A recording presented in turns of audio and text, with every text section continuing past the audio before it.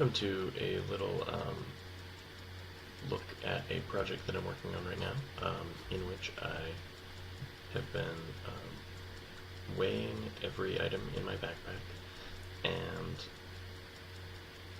rating each item based on how useful it is on a daily basis.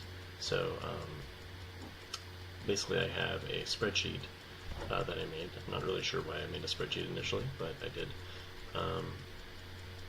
And so today I took that spreadsheet of masses and utilities and imported it into a pandas data frame in Python in this little Jupyter notebook that I have here.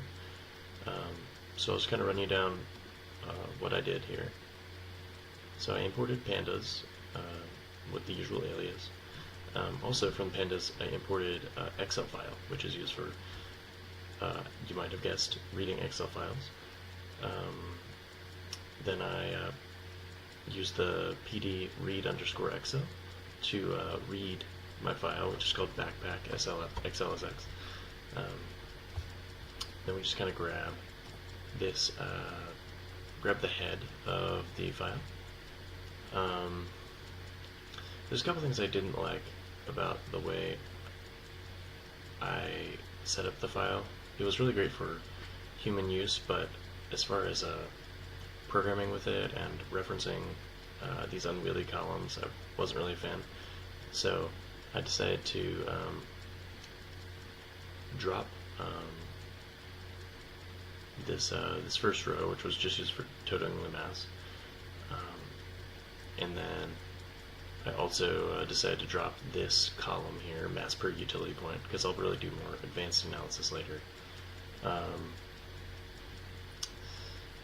And you'll notice that when I do all this dropping, I'm using in place equals true, because I don't want to just have to write it to itself. I want it to just happen right there. No assignment at all. So then we use the df rename method, and basically you use the keyword argument columns and you essentially give it a dictionary. I wanted to rename item to lowercase item, utility points to utility, mass with grams to just mass, again using in place true there. Then I check on it again, and the next thing I want to do is kind of visualize this. Relationship between utility and mass, if there is one.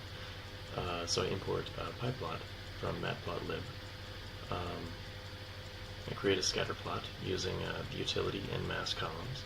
I label my axes and title the chart and then show it. So that's about as far as I got today in the 10 minutes that I had to work on this. But I will be continuing this series in the coming weeks.